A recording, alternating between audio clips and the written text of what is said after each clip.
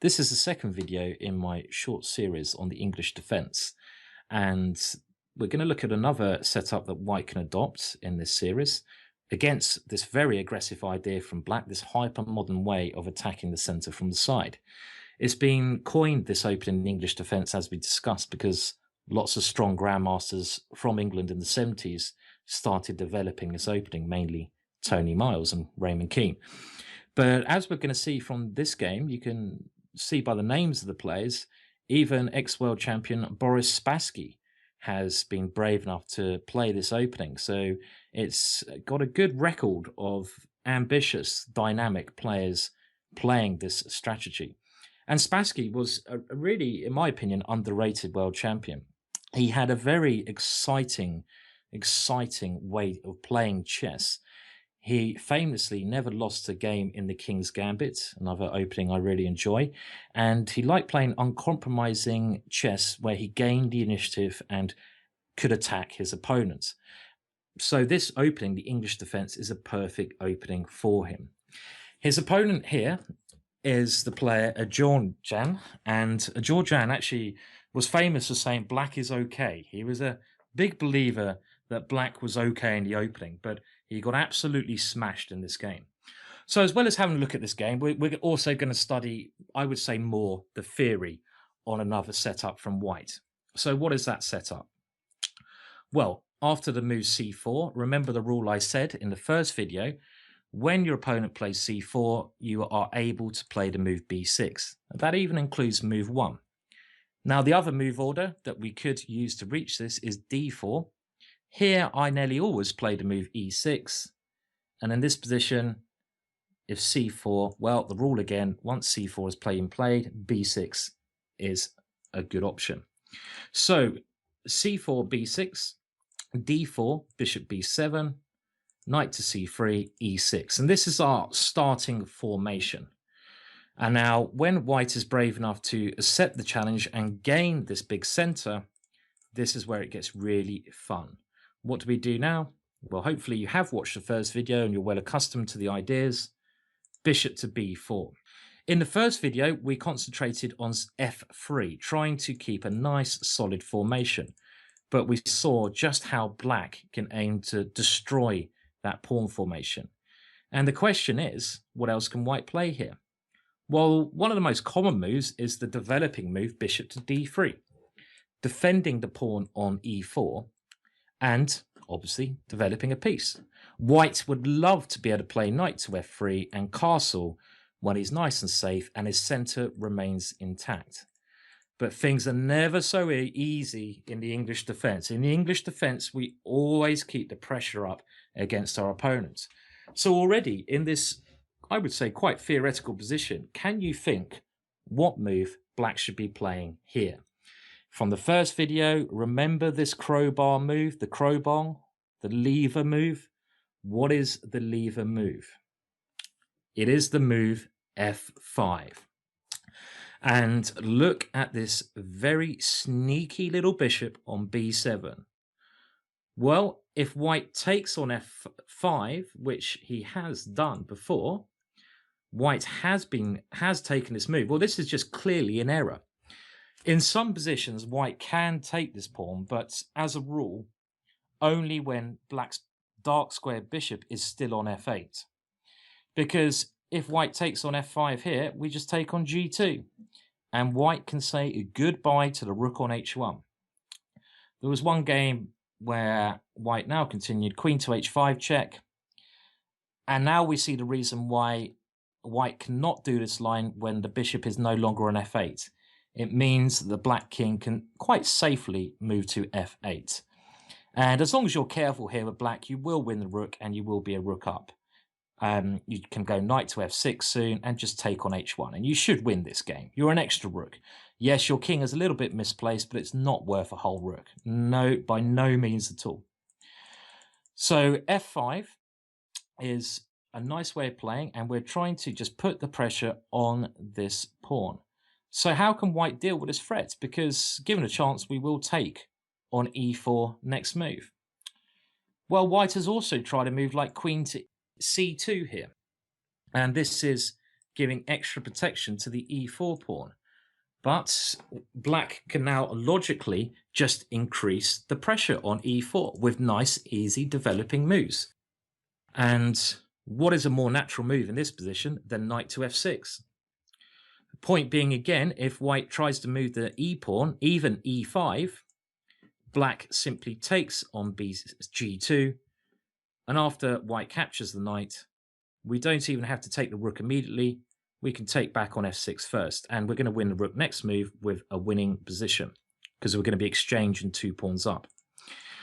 So after the move knight to f6, there was again Van Palion versus Spielman, Jonathan Spielman. Once one of the top 4 players. I think he got to the semi-final of the World Championships once, Spielman from England, a very imaginative player. And that game continued pawn to d5, trying to block out the center, but now Spielman just played pawn takes e4. White can't take capture with a pinned knight on c3, so bishop takes e4, and here black simply took on d5. And because of the pin on the knight, black has already won a pawn, and he's ready to castle and get a rook to e8 very quickly. So it's been a complete success, this opening. So therefore, queen to c2 does not even work in this position, defending the pawn in that manner. So what else can be tried? How about queen to e2?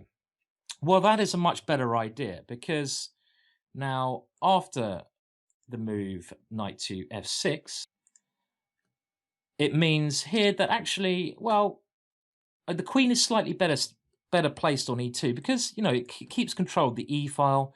There's some ideas of white taking on f5, and it keeps the queen in a more central position. So it's slightly better positioned here. So how should white continue? Because yet again, with a move knight to f6, you have just increased the pressure against e4. Given a chance, your next move will be to go pawn takes e4, winning a pawn. And one of the reasons I really like this opening, and this is one thing you've got to think about if you get in this position where white gains the big center and you can attack the center, you really, every move, you chip away at the center and white has to defend. So every move you chip away, white defends. You chip away, white defends. So it's you as the black pieces who is putting the pressure on your opponent at such an early stage, which I think is a lovely position to be in. Now, generally, after the move knight to f6, white has 2 ways to defend, either with f3 or with bishop to g5. And your setup against both of these moves is very easy to play. I mean, let's just take them one at a time. Bishop to g5 tries to defend the pawn on e4 by creating a pin on the knight on f6. And against this move, a very simple way of playing is to just take on e4, and after bishop takes e4, simply to go bishop takes e4 ourselves. Now, if you're in a really crazy mood, I mean, let's say, I don't know, you're just feeling a little bit crazy, a little bit nuts, a little bit insane. Maybe you had maybe you've been drinking some whiskey during this game, which I don't recommend. Not something I've ever tried. Well, not often. But if you're in a really crazy mood, you're up for some entertainment, and you're just fancy a change of scenes. Well, if you want to, you can sacrifice your queen here when knight takes e4. And after bishop takes d8, knight takes c3. And this just becomes insane. This is insanity chess. Now, you don't have to play this way as black. A much better way to play after bishop takes e4. Well, I don't know about better, but a safer way to play, and a theme we're going to see in a couple of variations here, is just to take on e4 with your bishop, and after bishop takes f6, white has to play this move because the knight was defending the bishop. Queen takes f6. Queen takes e4, only move for white. We can now, first of all, double white's pawns, useful move to play, and now play knight to c6. And after knight to f3, just simply castle here. And black, I would say, has a slight advantage because of white's double pawns. Your aim is to try to swap off the queens at some point when the ending's going to be good for you. And how do you target these double pawns? Well, once the queens are swapped off, I think the most common way of doing this is with the move knight to a5. Don't forget about this plan. Knight to a5 targets the c4 pawn. On the other hand, black has a very solid position. So it's a very comfortable way to play this. So that's my recommended way of playing in this position if white defends with queen e2 and bishop g5. What about f3? Well, against the move f3, we now should keep chipping away at pawns that we can attack whilst developing. How do we do that? Well, now the d4 pawn becomes a bit of a target because white can no longer play knight to f3 defending that pawn. So knight to c6. And, well, if the white pawn goes forwards, really white is overextending himself. The knight can either come to d4 or even to e5, a great play. So white generally tries to defend this with bishop to e3, and now a very nice sequence of events here. What you should do in this kind of structure is first take on e4, because now we have the open f-file for our rook once we castle, and after white plays pawn takes e4, the very important move, gaining some space, e5. Because we have great development, we are attacking the center very quickly. Point being, if white attacks your knight now with d5, our knight comes into d4, and we have a nice advantage in this position. So they're your general ideas against queen to e2. It's actually been found after your lever moves. So let's just go through the moves again very quickly. So we have the opening c4. When white plays c4, we go b6. And then we get our setup with e6. If white is brave enough to go e4, we pin the knight. And now bishop to d3, we use our lever, f5. And now we've looked at a number of options. What else can white play here? Well, we'll look at queen to h5 check, which is maybe the main move very soon, but that's similar to queen to e2.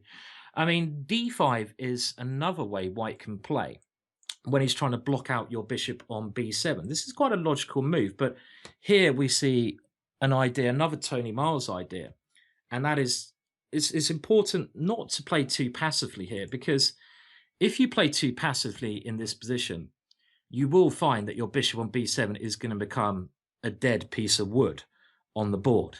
It's not going to have any effect on the game. So you've got to play actively here. And one of the things I'll always say, if you're brave enough to play this opening, is to keep remembering to play active. You have to find active ideas. And the most active idea here is to take on e4, forcing really bishop takes e4, and now a lovely move. The main move here, that's a really strange move, queen to h4. How many times do you get to play the move queen to h4 in a mainline opening at such an early stage? Very crafty move. The idea is to go queen takes bishop, check. If the white bishop goes to f3, we take the pawn on c4, and we're just increasing the pressure on white's center. Now, there was a game where Boris Gukol, who has done some great videos on chess.com as well, played this as black. So again, it shows you some of the quality of the players who play this. And that went queen to e2. And now black again increases the pressure. Every move you play should be creating a threat against the center or pieces in the center. Knight to f6, renewing the threat to take the bishop. The bishop has to move. And now Gukol simply castled with the idea of trying to get his rook to the e-file very quickly. Pawn takes e6, and now rather than do something like bishop takes bishop, which could be a mistake, quick development is key. Lovely move here, knight to c6. Lovely, lovely move. Idea of the knight coming to d4. Remember, in the English defense, do not be afraid to sacrifice pawns. Give those pawns away if it means you get quick development. Couple more moves, g3, queen to d4, bishop to d2, and now bishop to a6. The bishop has done its job in this diagonal, so it transfers to a better square. c4 cannot be defended. And after pawn takes d7, bishop takes c4, queen e3, queen takes d7. Black is virtually winning here already, with all his pieces playing a part, all the pieces coming into the game. And it didn't take long for Gukol to win this game. Right, now we're going to have a look at how Spassky dealt with this opening with the black side. And this is very similar to a line we looked at before. And what happened was bishop d3. We now used the lever move, or Spassky did, should I say, f5. We should be doing the same. And here his opponent played what is considered the main option here, queen to h5 check. And after queen to h5 check, Spassky played g6. Now the queen came back to e2. So you might be thinking, what does this achieve, this queen to h5 check? Well, it's very similar to the queen e2 we looked at, yet white is figuring that by forcing black to play g6, he has created some weaknesses on these dark squares, which I've highlighted here on the king side. So that's the idea of his plan. But if you can remember the strategy used against queen e2, you use exactly the same strategy against queen h5 check. Keep attacking the center. Remember, attack the center. If your opponent defends, attack something else. Keep chipping away at your opponent's center. Knight to f6, attacking e4. And now, if bishop to g5, well, we looked at what we should do here. We simply take on e4 when we can sacrifice the queen or play in a more positional manner. The choice is yours. Spassky's opponent instead played f3. Remember now, what do? We develop and attack another pawn now. In the English defense, we are normally attacking this e4 figurehead, but sometimes we can change to attacking the d4 pawn as well. And we can do that here, knight to c6. And against bishop to e3, well, again, I'm testing you as we go along. What was the plan you used in this structure? What do you do here? Remember, you've played all your aggressive moves now. You don't want to be too cramped. You might need to strike with one of your pawns. The correct move here is to take once on e4, opening up the f-file, and then after pawn takes e4, e5. This is the correct way to strike, and you get a very nice position by playing in that way. And after in the game, well, here, white played the move e5, which led him into a lot of trouble because Spassky now played knight takes d4. Very amusing variation, this. Well, for Spassky at least, not for his opponent, who's a very strong grandmaster. Queen to f2. I think at this point, white was thinking, great, I'm playing the world champion Spassky. I'm attacking two pieces. His knight on f6, his knight on d4. I'm going to win a piece. I'm going to win the game against world champion.